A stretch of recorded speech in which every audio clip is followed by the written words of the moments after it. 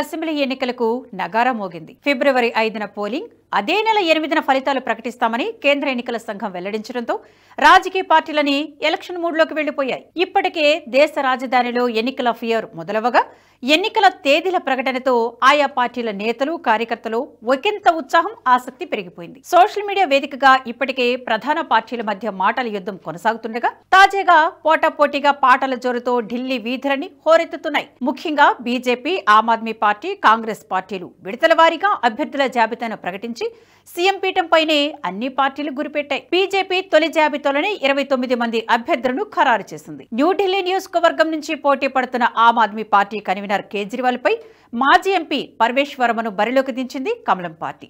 ఇదే నియోజకవర్గం నుంచి కాంగ్రెస్ నుంచి షీలా దీక్షిత్ తనయుడు సందీప్ దీక్షిత్ పోటీ పడుతున్నారు. దీంతో ఇక్కడ త్రిముఖ పోరు నెలకొంది. ఆప్ అభ్యర్థిగా ఢిల్లీ సీఎం అతిషి కలకాజీ నుంచి ఎన్నికల బరిలోకి దిగగా ఈ స్థానం నుంచి మాజీ ఎంపీ రమేష్ బిధూరిని పోటీకి దించింది బీజేపీ. కలకాజీ నియోజకవర్గం నుంచి కాంగ్రెస్ పార్టీ అభ్యర్థిగా అల్కా లంబా పోటీ చేస్తున్నారు. అల్కా లంబా 2015లో ఆమ్ ఆద్మీ పార్టీ టికెట్ పై చాందనీ చౌక్ నుంచి గెలవగా 2019లో పార్టీ నాయకత్వంతో విభేదించి కాంగ్రెస్ లో చేరారు. దీంతో ఈ సీటును ఎవరు గెలుచుకుంటారన్న ఆసక్తి సర్వత్రా నెలకొంది.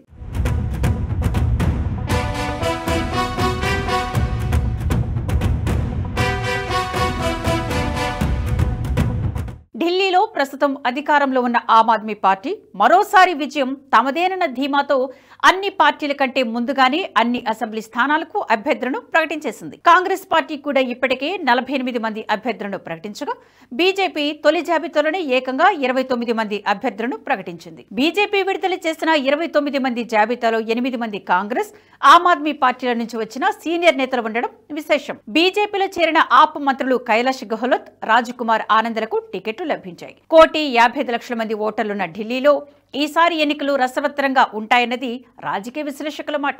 వరుసగా 10 ఏళ్లుగా అధికారంలో ఉన్న ఆమ్ ఆద్మీ పార్టీపై ప్రజలు తీవ్ర వ్యతిరేకత కనిపిస్తుంది. అవినీతిని ఊడ్చేస్తామంటూ చీపురు పట్టుకుని వచ్చిన ఆమ్ ఆద్మీ పార్టీ 2 దశాబ్దాల గడవక ముందే పూర్తిగా అవినీతిలో కూరుకుపోయింది. అవినీతి వ్యతిరేక ఉద్యమం నడిపిన ఆప్ కన్వీనర్ అరవింద్ కేజ్రీవాల్ మద్యం కుంభకోణంలో ఇరుక్కోవడంతో ఆ పార్టీకి పెద్ద ఎదురుదెబ్బ తగిలింది. ఇక దేశంలో కేవలం 3 రాష్ట్రాల్లోనే అధికారంలో ఉన్న కాంగ్రెస్ పార్టీ ఢిల్లీ నేలేస్తామంటూ ప్రగల్భాలు పలకడాన్ని సగటు ఓటరు కూడా ముక్కును వేలేసుకుని నవ్వుకుంటున్నాడు. 3 సార్లు సీఎంగా పనిచేసిన షీలా దీక్షిత్ హయాంలోనే ఢిల్లీ రూపురేఖలను మార్చలేకపోయిన కాంగ్రెస్ దేశవ్యాప్తంగా ఆదరణ కోల్పోతున్న ఈ తరుణంలో ఢిల్లీ పీఠాన్ని దక్కించుకుంటామని చెప్పడం హాస్యాస్పదమేనని కొంతమంది విమర్శలు చెప్పుకొస్తున్నారు. ఇక దేశంలో సగం కంటే ఎక్కువ రాష్ట్రాల్లో కేంద్రంలో అధికారంలో ఉన్న బీజేపీ పైపైకి గాంభీర్యాన్ని ప్రదర్శించకుండా ఢిల్లీ పీఠాన్ని దక్కించుకునేందుకు వ్యూహాత్మకంగా ప్రణాళికలను అమలు చేస్తుంది. ఢిల్లీలో ఈసారి 20 నుంచి 29 ఏళ్ల మధ్య వయసున్న యువకులు 25 లక్షల మంది కావడం బీజేపీకి కలిసి వచ్చే అంశంపై రాజకీయ పండితులు విశ్లేషిస్తున్నారు.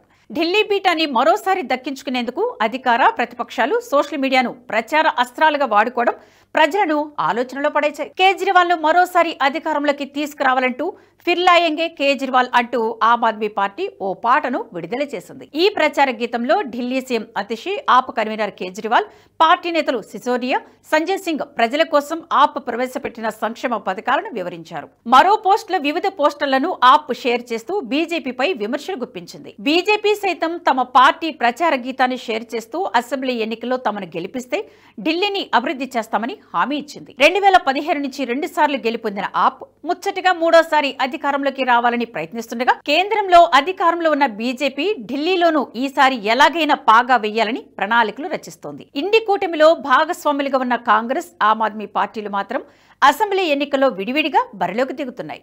70 అసెంబ్లీ స్థానాలున్న ఢిల్లీలో 2020 ఎన్నికల్లో ఆమ్ ఆద్మీ పార్టీ 62 స్థానాలను కైవసం చేసుకోగా బీజేపీ 8 స్థానాలు గెలుచుకుంది. కాంగ్రెస్ పార్టీ అసలు ఖాతా కూడా తెరవలేకపోయింది. అప్పట్లో స్థానిక అంశాలు, కేజ్రీవాల్ యాంటీ కరప్షన్ మూవ్మెంట్ వంటివి ఆప్కు కలిసి వచ్చాయి. గతంలో కలిసి వచ్చిన అంశాలే ఇప్పుడు కేజ్రీవాల్ అనుకోకు గుదిబండిగా మారాయి.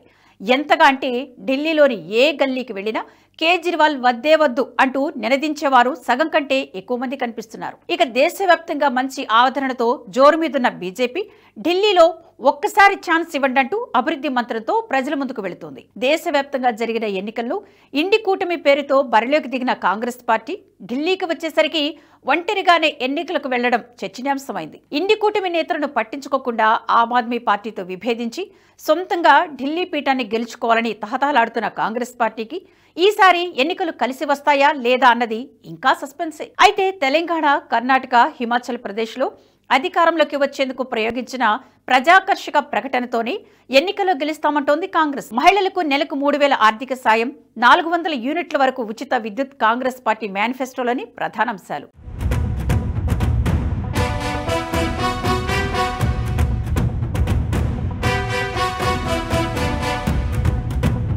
ఢిల్లీ అసెంబ్లీ ఎన్నికల వేళ రోహింగ్యాల అంశం హాట్ టాపిక్ గా మారింది. ఢిల్లీలో కావాలనే కేంద్రం రోహింగ్యాలకు ఆశ్రయం కల్పిస్తోందని సీఎం అతిషి ఆరోపించడం, రోహింగ్యాల వ్యవహారంలో కేంద్రం కఠినంగా వ్యవహరించాలని హోంశాఖ మంత్రి అమిత్ షాకు ఆమె లేఖ రాయడం చర్చనీయాంశం మారింది. అయితే కావాలనే కేంద్రంపై ఆప్ తప్పుడు ప్రచారం చేస్తోందని బీజేపీ కౌంటర్ ఇచ్చింది. ఢిల్లీలో రోహింగ్యాల వ్యవహారాన్ని ఆప్ ప్రభుత్వం సీరియస్ గా తీసుకోకుండా కేంద్రంపై ఆరోపణలు చేస్తోందని విమర్శించారు. రోహింగ్యాలకు ఆప్ సర్కారే రేషన్ కార్డులు సైతం ఇస్తోందన్న ఆరోపణలు వినిపిస్తున్నాయి. ఆ తప్పును కప్పిపుచ్చుకునేందుకే ఆప్ సర్కార్ ఈ ఎత్తుగడ వేసినట్లు తెలుస్తోంది. కేంద్రంలోని మోదీ ప్రభుత్వం రోహింగ్యాల అక్రమ చొరబాట్ల కట్టడికి ఇప్పటికే అన్ని చర్యలను చేపట్టగా రోహింగ్యాలు మన దేశంలోకి ఎక్కువగా పశ్చిమ బెంగాల్, జార్ఖండ్ రాష్ట్రాల సరిహద్దుల నుంచి వస్తున్నట్లు నిఘా వర్గాలు కూడా వెల్లడించాయి. కేంద్ర ప్రభుత్వం బెంగాల్ సర్కార్ను అనేక మార్లు హెచ్చరించింది. మమతా బెనర్జీ ప్రభుత్వం రోహింగ్యాలకు ఆధార్ కార్డును అందించడంతో పాటు స్థానిక ప్రభుత్వ పథక లబ్ధిదారులుగా మార్చిన ఘటనలు వెలుగు చూస్తున్నాయి. బెంగాల్ నుంచి చాలా మంది రోహింగ్యాలు ఢిల్లీ బాట పడుతుంటే వారికి కేజ్రీవాల్ సర్కార్ ఆశ్రయాన్ని కల్పించినట్లు పలుమార్లు మీడియాలో కథనాలు కూడా వచ్చాయి. ఇక 2020 అసెంబ్లీ ఎన్నికల్లో ఆమ్ ఆద్మీ పార్టీ ఇచ్చిన హామీలు చాలా వరకు నెరవేర్చలేకపోయింది. అధికారంలోకి వస్తే నిరంతరాయంగా విద్యుత్ సరఫరా, నల్లాల ద్వారా ప్రతి ఇంటికి తాగునీరు అందిస్తామన్న హామీని ఇచ్చింది. 200 యూనిట్ల వరకు ఉచిత విద్యుత్ను అందిస్తామని తెలిపింది.